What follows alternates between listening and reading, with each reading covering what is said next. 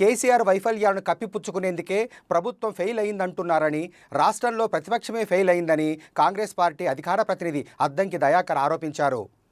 తెలంగాణలో ప్రతిపక్ష నాయకుడే లేడని, రాష్ట్రాన్ని గత బీఆర్ఎస్ ప్రభుత్వం అన్ని విధాలా నాశనం చేసిందన్నారు. సీఎం రేవంత్ రెడ్డి నాయకత్వంలో ఏర్పడిన ప్రజాప్రభుత్వం అన్నింటినీ చక్కదిద్దుతుందని తెలిపారు. ఇప్పటికైనా తెలంగాణ ప్రజలను గౌరవించి మాజీ సీఎం కేసీఆర్ సభకు హాజరు కావాలని ఆయన కోరారు. తెలంగాణ రాగానే ముఖ్యమంత్రిగా కేసీఆర్ కాకుంటే రాష్ట్రం పరిస్థితి ఈ స్థితిలో ఉండేది కాదనేది నా అభిప్రాయం. వచ్చిన ఒక సంవత్సరంలోనే కాంగ్రెస్ ప్రభుత్వం మీద విఫలం చెందిందంటున్న కేసీఆర్ గారు అన్ని రకాల వైఫల్యాలకు కారణం మీరే. ఒక మాట చూసిన దాంట్లో మనం ఇవ్వని హామీలకు కూడా చేసినాము అని, ఇచ్చిన హామీలన్నీ గాలికి వదిలేసిండ్రు కదా. దళితులను ముఖ్యమంత్రి చేస్తా అనే దగ్గర నుంచి, ఉద్యోగాల నుంచి మొదలు పెడితే ఏ విధంగా మీ మేనిఫెస్టోలో ఉన్న అంశాలన్నీ పక్కన పెట్టి గొర్రెలు, బర్రెలు, పందులు ఇట్లా బీసీ నాయకులందరూ కూడా ఆశ్చర్యపోయే విధమైన పథకాలు చేసిండ్రు మీరు. కానీ మేమేం చేసినాం?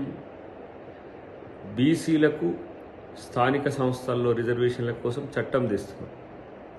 10 సంవత్సరాల్లో మీకు ఆలోచన రాలే. ఎస్సీ వర్గీకరణకు సంబంధించి నాంచిండ్రు, మందకృష్ణ మాదిగ గారిని జైల్లో 2 సార్లు పెట్టిన చరిత్ర మీద. వచ్చిన ఒక సంవత్సరంలోనే మరి కాంగ్రెస్ పార్టీ చేస్తుంది. అంతేకాకుండా ఇచ్చిన 6 గ్యారంటీల్లో ఈరోజు 5 గ్యారంటీలు మ్యాక్సిమంగా ఈరోజు కంప్లీట్ అవుతున్న పరిస్థితి మీ కళ్ళకు కనబడట్లేదు. ప్రతిపక్ష నాయకుడు ఫెయిల్ అవ్వడమే కాకుండా ప్రతిపక్షమే ఫెయిల్ అయిన ఈ పరిస్థితుల్లో మీరు దిద్దుబాటు చర్యలకు దిగినా ప్రజలు నమ్మే స్థితిలో లేరు. ఇలా ఏం అడుగుతారు? మీరు వచ్చి ఇండ్లు కట్టేయలేదంటే 10 సంవత్సరాలు ఏం చేశారని మిమ్మల్ని అడగరా? ఉద్యోగాలు ఇవ్వలేదంటే ఉద్యోగాలు ఎందుకు ఇవ్వలేదు 10 సంవత్సరాలు మిమ్మల్ని అడగరా? ఇలా నిధులకు సంబంధించిన అంశం వస్తే 7 లక్షల కోట్ల రూపాయల అప్పులు చేసిండ్రు 10 సంవత్సరాల్లో. సగటున ఏ విధంగా మీ అప్పుల రేంజ్ ఉందో చూసుకోండి. కనీసం ఉద్యోగులకు జీతాలు ఇచ్చే పరిస్థితిలో కూడా లేని ప్రభుత్వం ఆ రోజు ఉంది. ఈరోజు ఏ విధంగా ఉద్యోగులకు నెలకు 1వ తారీఖు ఎట్లా వస్తుందో చూసుకోండి.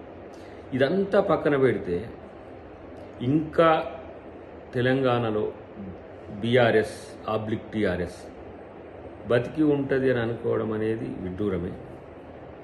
మీరు మీ పార్టీ పేరులో నుంచే తెలంగాణ అనే పదం తొలగించిన తర్వాత ఏ మొహం పెట్టుకొని ఇంకా మీరు తెలంగాణ అస్తిత్వం గురించి మాట్లాడతారు?